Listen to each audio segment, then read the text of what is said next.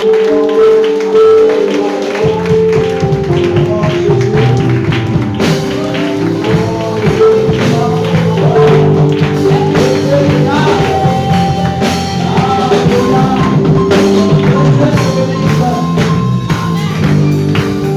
parlons de l'importance des églises de maison. L'importance des églises de maison. Tout à l'heure, j'ai dit à monsieur le pasteur, donc je vais faire fort et finir à temps. Alléluia.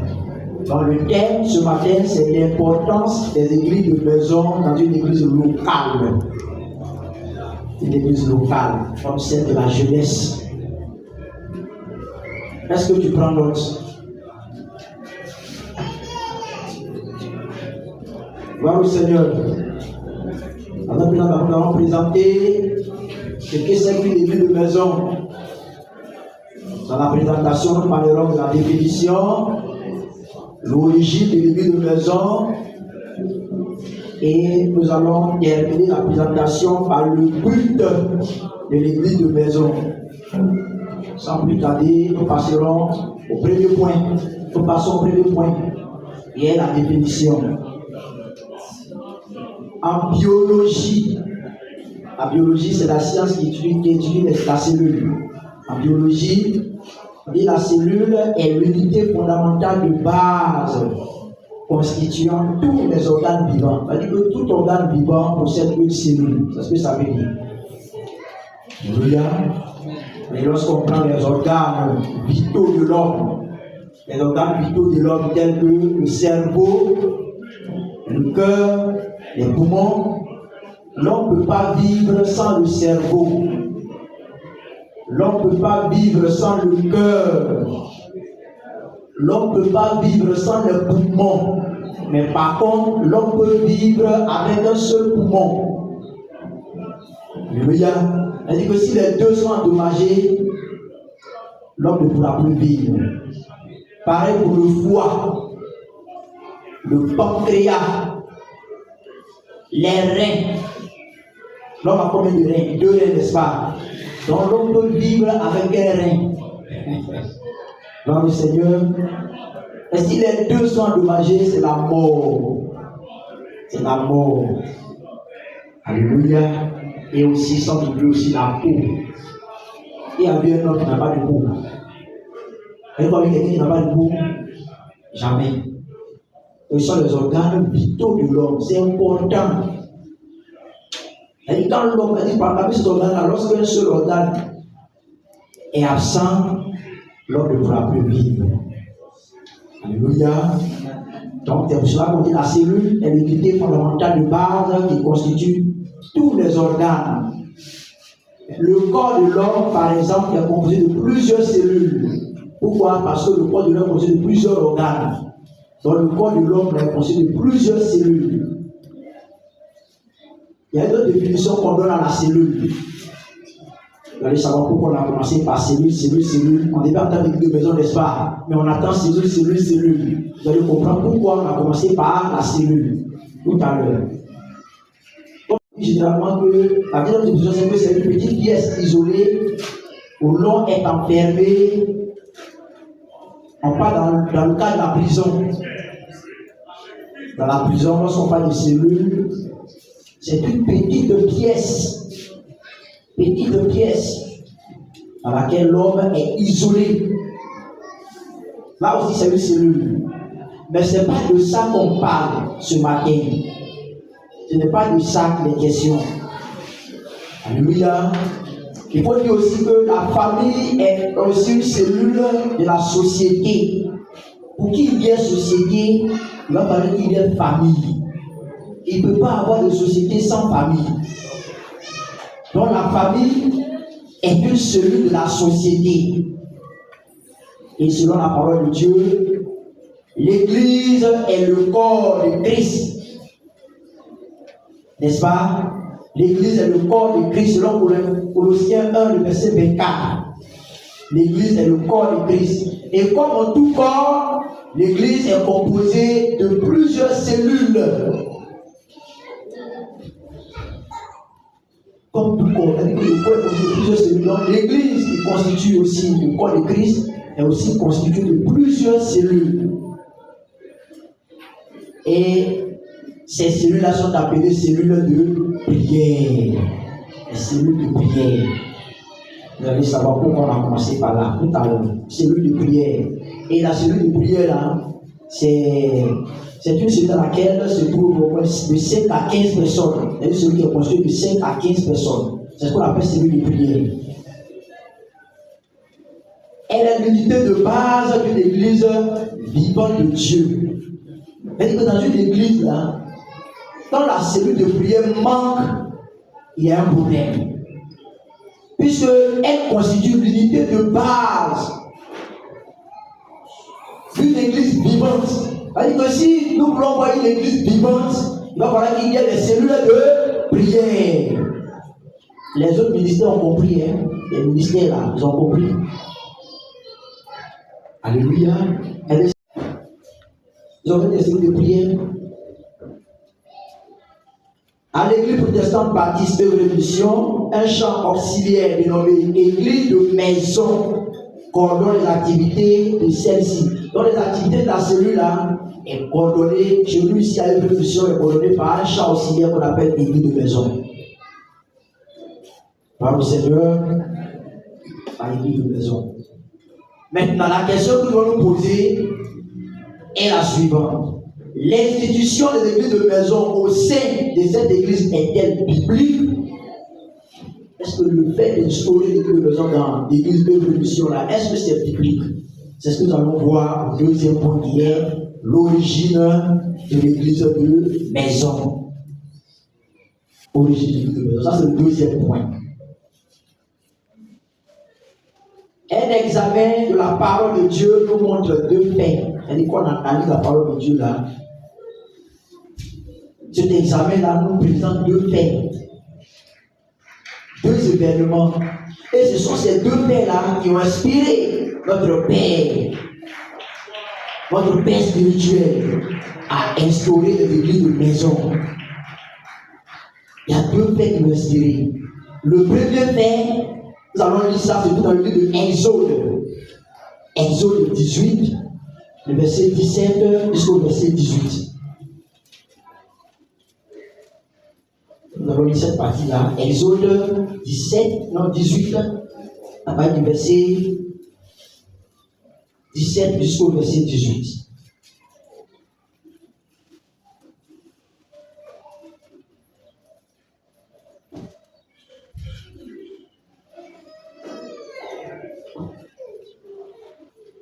La déjà parlé, Exode 17 et 18, voilà.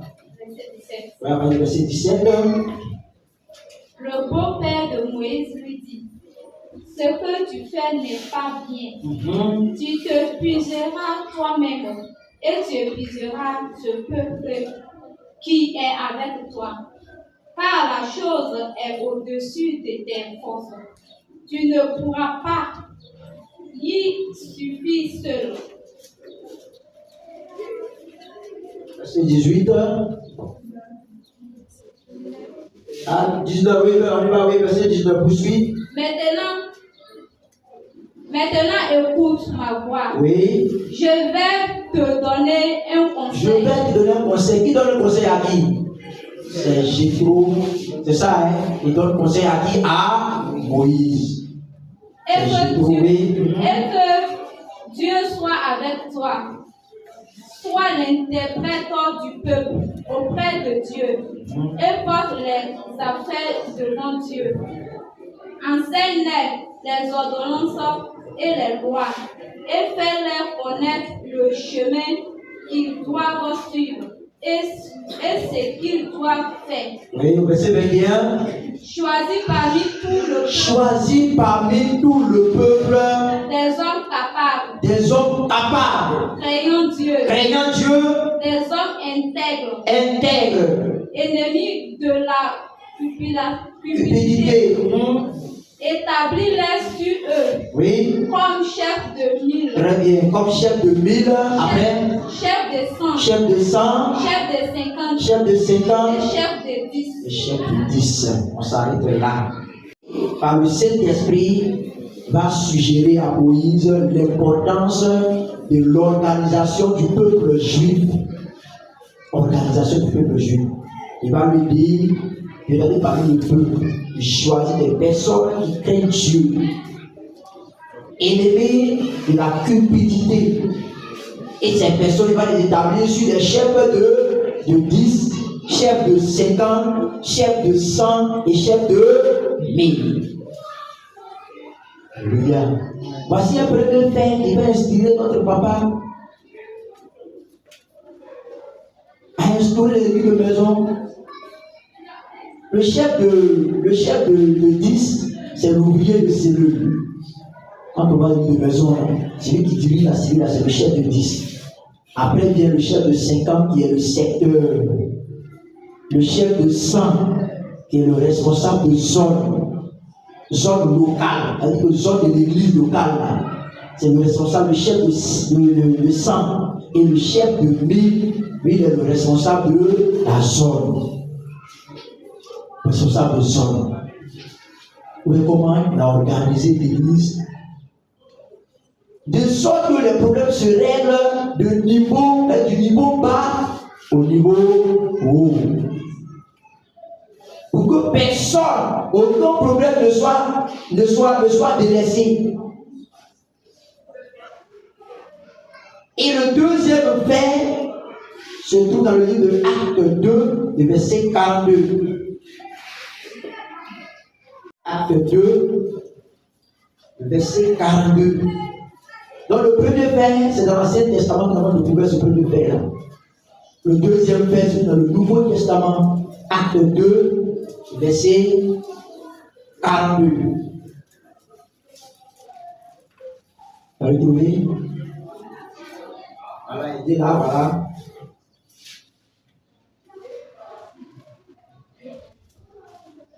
Acte 2, verset 42.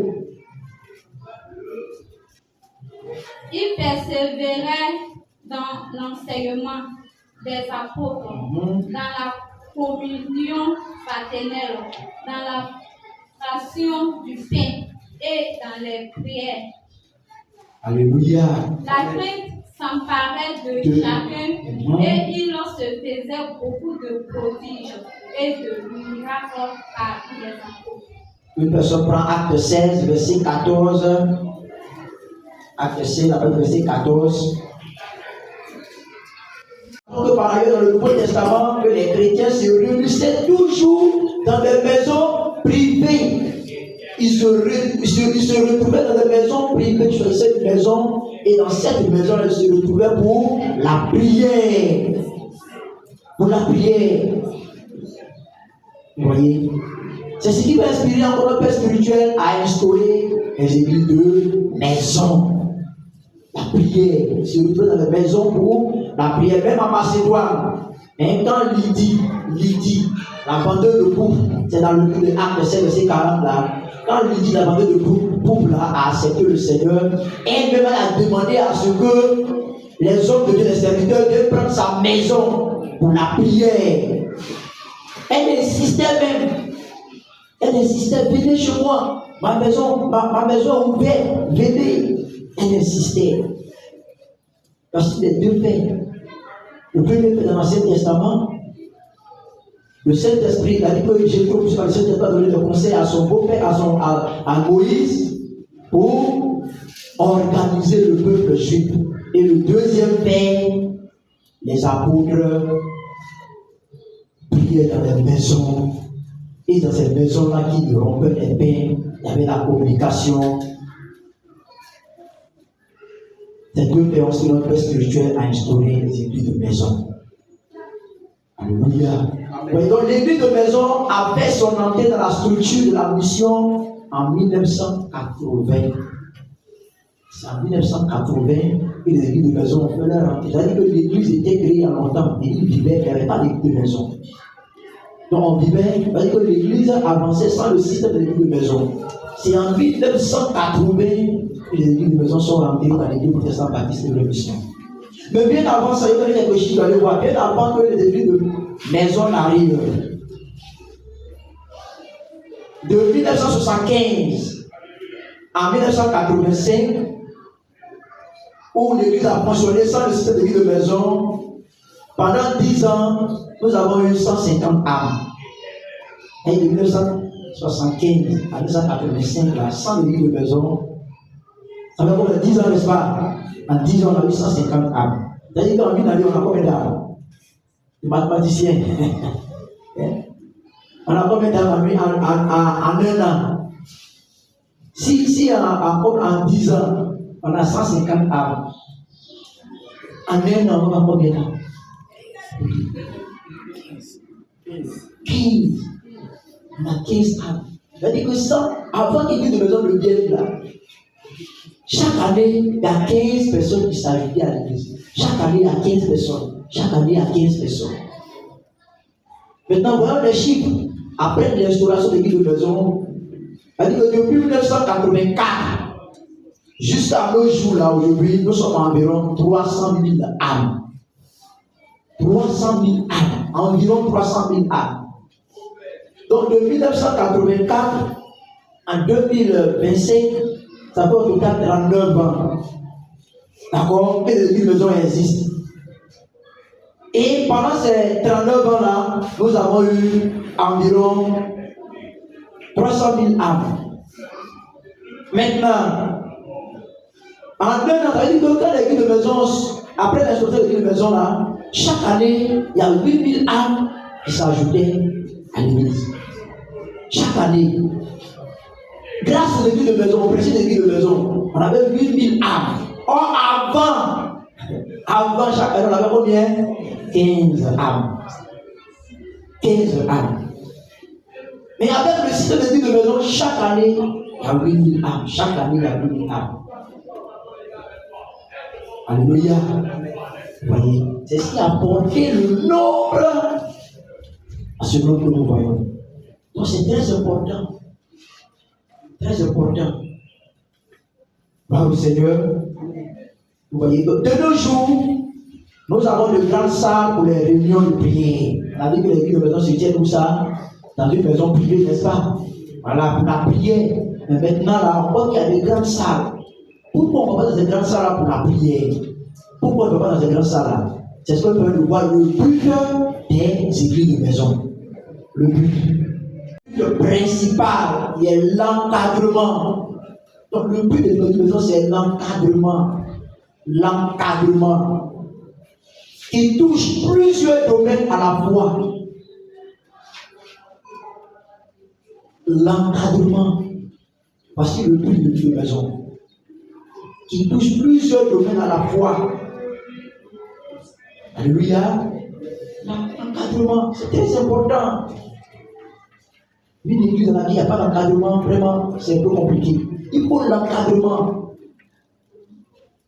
Voici la raison pour laquelle les églises de maison sont importantes dans une église locale. Gloire au Seigneur. Il va me donner un témoignage de l'encadrement, un témoignage pratique.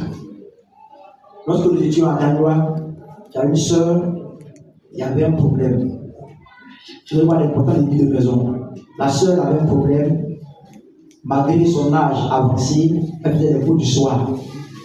Et cette sœur-là, arrivait au moment où elle n'arrivait pas à payer régulièrement les cours. Donc cela se lisait, c'est-à-dire que ce fait-là se lisait sur son visage plutôt. Vous voyez, elle était triste. Quand tu la regardes, tu sais qu'il y a un problème. Mais elle n'a pas eu le courage d'expliquer ce problème à son responsable de l'église de maison.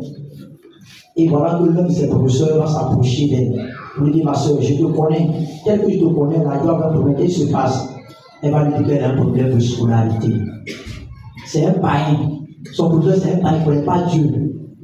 Donc, il va proposer à la sœur le moyen d'échange. C'est-à-dire que je te donne, tu me donnes. Vous comprenez ce que je veux dire, non? Vous ne comprenez pas? Voilà. Vous comprenez? Je te donne, tu me donnes. Échange. Vous voyez, cette sœur-là, comme elle aime beaucoup le Seigneur, n'a pas voulu suivre son corps. Elle a refusé. Elle devait expliquer son problème là à son responsable.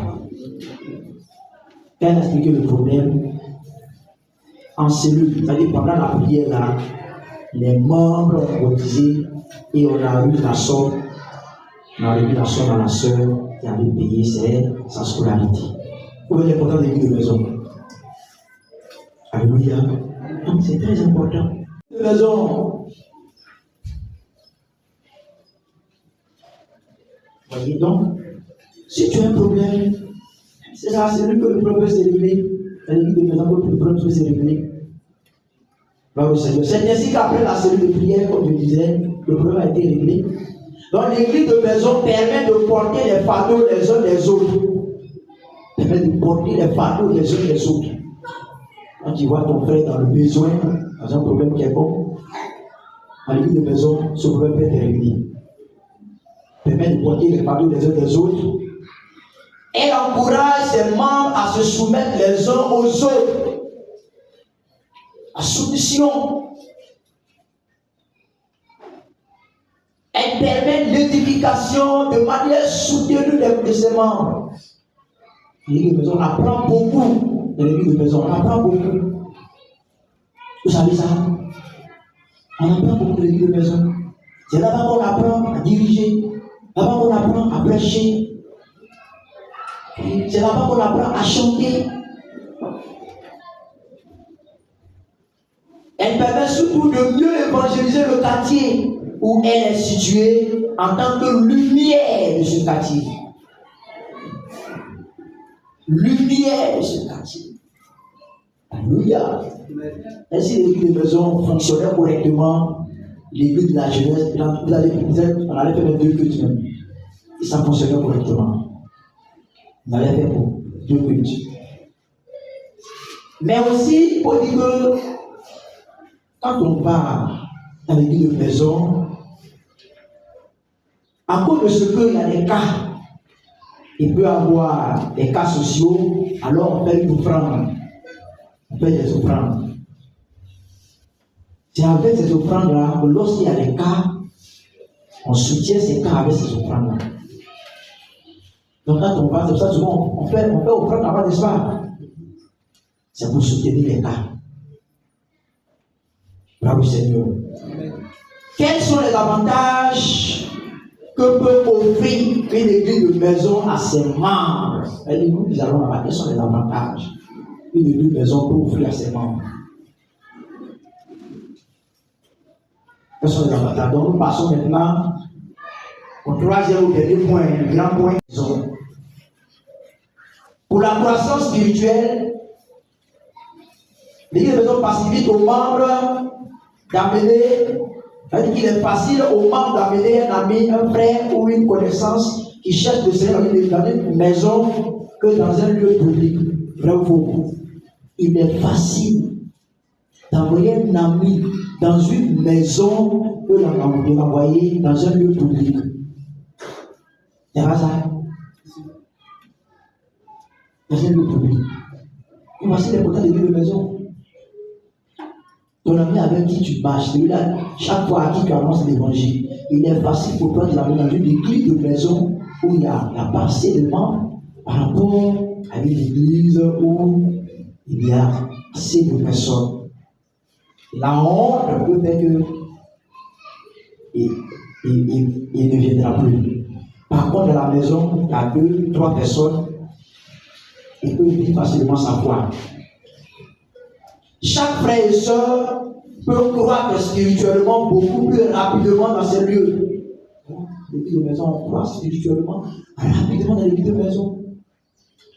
L'église de maison a formé des personnes, des grands dirigeants, des grands prédicateurs, sont sur l'église de maison. Donc là-bas, tu peux croître spirituellement rapidement.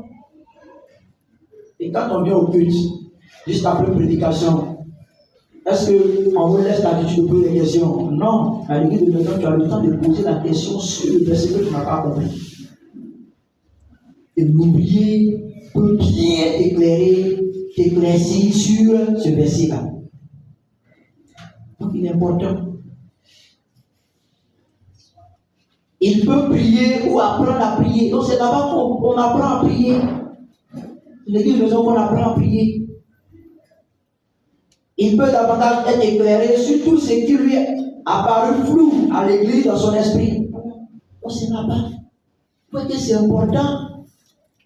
C'est important. L'église de maison aussi permet, que pendant le chrétien de vivre aussi sa foi. À quel moment, pendant les temps de persécution ou autre catastrophe, tel que le coronavirus. Vous voyez, quand il y a eu cette pandémie-là, qu'est-ce qui s'est passé? L'église s'est organisée en famille, l'église de maison. On a organisé l'église en plusieurs églises de maison. Et c'est là-bas que la prière, on faisait la prière. C'est là-bas. Pour se soutenir en cas de difficulté aussi. Se soutenir en cas de difficulté. Et quand il y a la persécution, l'église de maison est la première concernée par la persécution. C'est-à-dire que quelqu'un qui est persécuté là, c'est d'abord l'église de maison. Vous voyez, quand il y a un décès, c'est que dans cette situation aussi, le secours des membres de la cellule est plus évident. C'est ce qui se faisait avant. Et avant que l'église soit alertée, les membres de la cellule déjà sont chez le frère, chez la sœur. Avant que les membres de l'église soient alertés. Quand il y a un cas, par le Seigneur, il est aussi important, très important.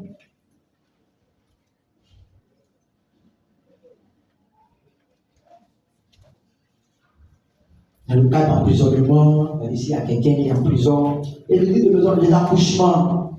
Et lorsqu'une sœur ou la femme d'un frère accouche, l'église de maison participe autant qu'elle peut aux dépenses. Autant qu'elle peut aux dépenses.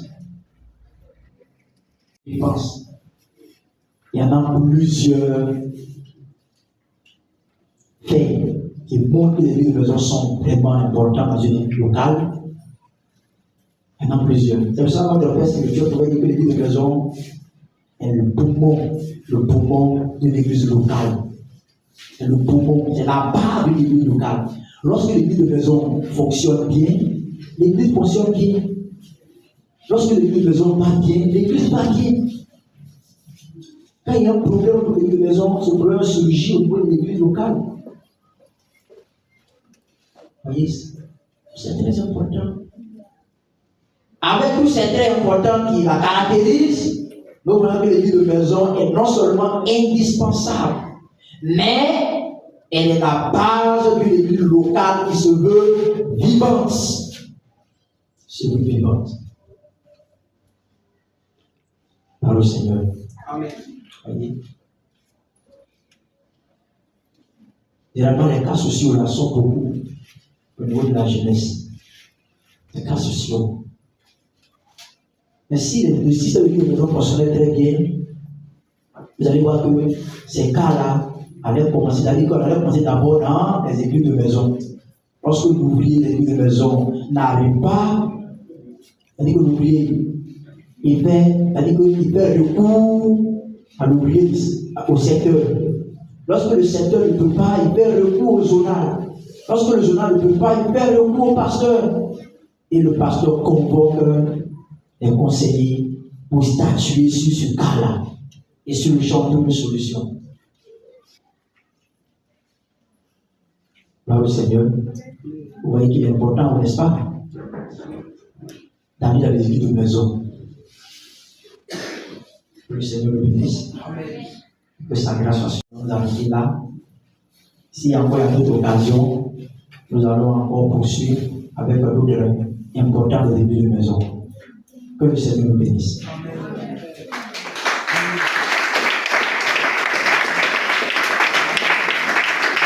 Tu vas légèrement fermer les yeux, tu vas bénir le Seigneur, tu vas dire merci à Dieu pour ce que tu viens d'entendre. Et nous allons bénissons le Seigneur. Notre Dieu, notre roi, nous célébrons ton nom, nous bénissons ton nom éternel. Merci Jésus, merci Seigneur, merci Père. pour l'éternel mon Dieu, ce que nous voulons entendre. Et l'éternel mon Dieu, on va ce matin encore, Seigneur, fortifier notre foi. L'important de l'église de maison, de l'église locale. Seigneur, merci, merci et encore merci. Béni soit ton nom, à toi sur la gloire, au nom de Jésus-Christ. Tu vas encore lever ta voix et tu vas prier. Bien-aimé, tu as longtemps négligé l'église de maison. L'église de maison, ils sont là pour nous entraîner. Ils sont là pour notre vie spirituelle. Tu as longtemps négligé. Tu vas lever la voix et tu vas demander pardon au Seigneur pour ta négligence. Souvent, c'est quand il est l'heure même là que tu te tires. C'est quand il est l'heure de la cellule que tu as autre coup à faire. C'est quand il est l'heure de l'église de maison que tu te rappelles des signes que tu n'as pas encore traité. Et voilà, vous allez et demandons pardon au Seigneur. Toutes les fois qu'on a négligé ce qui est important pour notre âme, pour notre vie. Prie le Seigneur. Prie le Seigneur. Merci Jésus. Merci Seigneur. Merci Père. Merci Roi des Rois. Merci Seigneur. Louange, honneur, élévation à toi. Magnificence à toi, Père. Gloire à toi, Yahweh. Honneur à toi, Seigneur, pour ce que tu fais dans nos cœurs. Pour ce que tu fais dans nos cœurs. Béni soit ton nom, Seigneur. Merci, Jésus. Nous avons prié et nous sommes exaucés au nom de Jésus. Amen. Tu vas demander au Seigneur de te disposer. Tu vas demander au Seigneur de permettre désormais l'église de maison soit, oui, une préoccupation pour toi. À tel enseigne que lorsque l'heure arrive, et que tu as d'autres choses à faire, tu puisses accorder l'importance au l'église de maison. Et nous la voix et demandons cette force-là au Seigneur.